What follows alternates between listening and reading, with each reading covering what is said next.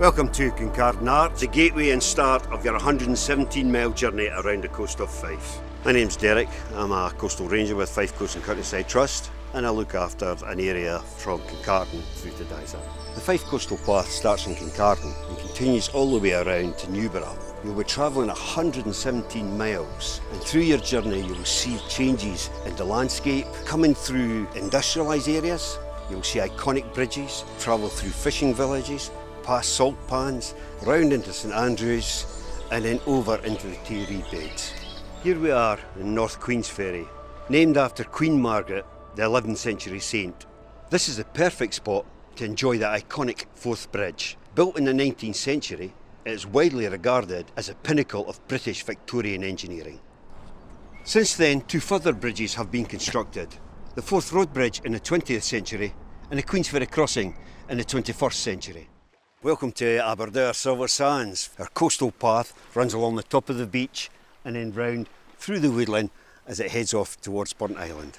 We're here at the bottom of Hot Craig Point in Aberdare. If you care to come with me, up this hill there's a beautiful vantage point and we'll be able to look at all the inches in the Forth. Here we are at the top of Hot Craig Point, and if we have a look, you can see over there is Inch Column.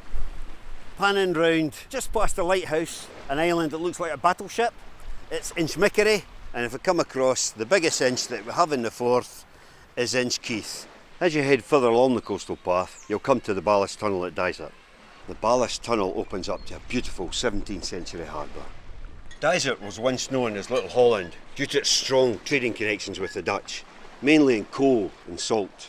If you look along the top of the cliff, you'll see Sailor's Walk, easily accessible from Ravenscraig Park and boasting stunning panoramic views of the harbour below. At the other side of the pier lies a harbour master's house, a visitor centre containing a cafe and other facilities. Hi, I'm Deirdre and I work as a ranger for Fife Coastal Countryside Trust.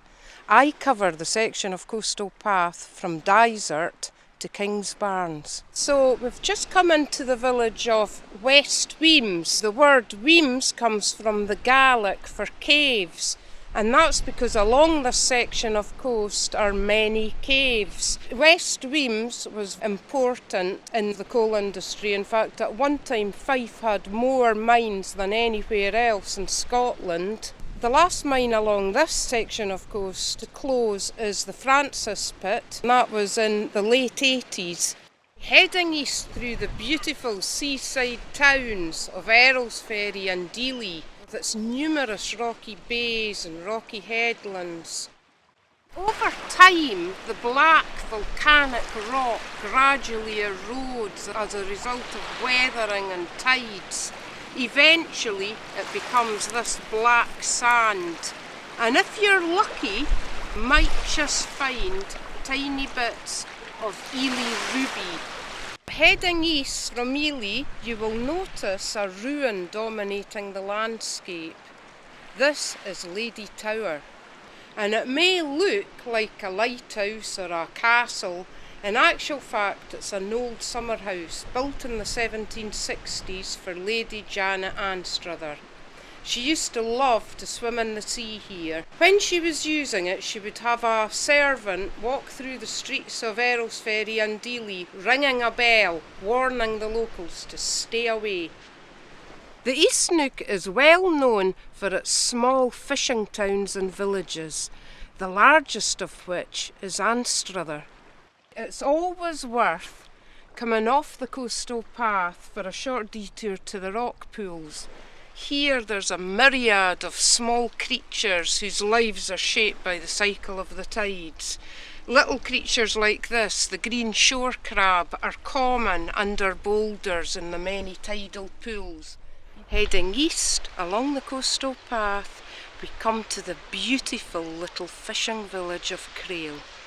Village of Crail has a long history, and in fact the name Crail comes from the old Pictish word for fort, and it's recorded as having been trading with the Low Countries as far back as the 9th century. There are many cliffs and crags around Crail, and some of these have a variety of wild birds nesting on them. As you walk along Castle Walk, Look beneath and you will see fulmars nesting in the summer months. These birds may look like gulls, but are actually close relatives of the albatross. Hi, my name's Ranald Strachan. I'm a countryside ranger for Fife Coastal Countryside Trust along the coast of the North East Fife between Kingsbarns and Newburgh. Welcome to West Sands Beach at St Andrews, a beach which is famous for its role in the film The Chariots of Fire. Behind me is the town of St Andrews itself, the home of golf and home to Scotland's oldest university. Strung out between East Sands and West Sands of St Andrews is one of the most unique parts of the Coastal Path, essentially a cliff-top walk along the front of St Andrews, giving fantastic views out to the North Sea, whilst at the same time giving you the opportunity to really enjoy both the cathedral and the historic castle behind. Welcome to the River Eden, which is a major river running through Fife, and here at this point we have it coming down through the farmlands and the agriculture and curving round into the Eden Estuary itself. The Eden Estuary Nature Reserve is a really important environment for wildlife, primarily as a feeding zone for migratory species, mainly birds, but it also does support a good deal of wildlife that's more terrestrial. One fun little thing you can investigate: on-land shrimps. Now, I know that shrimps don't actually live on land. However, if you do what I do here, draw back just some of the old rough vegetation, and what you'll see underneath is small little crustaceans and shrimp-like creatures. If you travel just a few miles further north from the Eden Estuary, you come to this place, Tentsmuir Forest, which is a vast pine plantation on the North Sea. Given that Tentsmuir Forest is primarily a pinewood plantation, this makes it tremendously attractive to red squirrels. Red squirrels are endangered in Scotland due to a virus which is carried by grey squirrels and transmitted fatally, unfortunately, to red squirrels. What we have in Fife, though, we're lucky that Tentsmuir Forest is actually a stronghold for the red squirrel species. And if you're lucky, when you visit Tentsmuir, you may actually see one. If not, you're going to have to learn to look for the signs. Red squirrels are actually a very enigmatic species, which makes them very, very difficult to spot. What I'd suggest you do is use your ears and listen out for the squirrels climbing the tree, and they'll make this sound. But the best sign for a red squirrel is, without doubt, the chewed cone. Tentsmuir Forest is made up primarily of pine woods, two species in particular. First, the Scots pine, which we all know and love, and secondly, this big chap here, which is a Corsican pine, also known as a maritime pine, which does give some indication of how close we are to the sea. Well, sure enough, Tentsmuir Forest, just a short walk away, a spectacular beach. Fantastic. As you head west out along the Tay Estuary, you can't help but notice how peaceful and tranquil the Fife Coastal Path becomes at this point. And one place which really personifies and captures that tranquility is the wee hamlet of Balmerino. Nestled in the heart of Balmerino hamlet is the medieval abbey, built in 1229. The abbey has a strong connection with the 1745 Jacobite rebellion, and part of Lord Balmerino's house sits behind the abbey. Lord Balmerino was captured at the Battle of Culloden, and for his part in the uprising in support of Bonnie Prince Charlie was executed in the Tower of London in August 1746. Directly behind the abbey in Balmerino is this magnificent chestnut.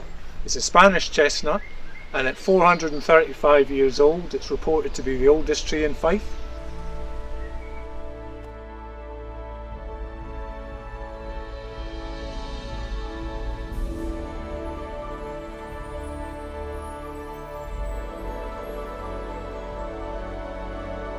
If you continue along the Tay Estuary, the Fife Coastal Path comes to its conclusion in Newburgh.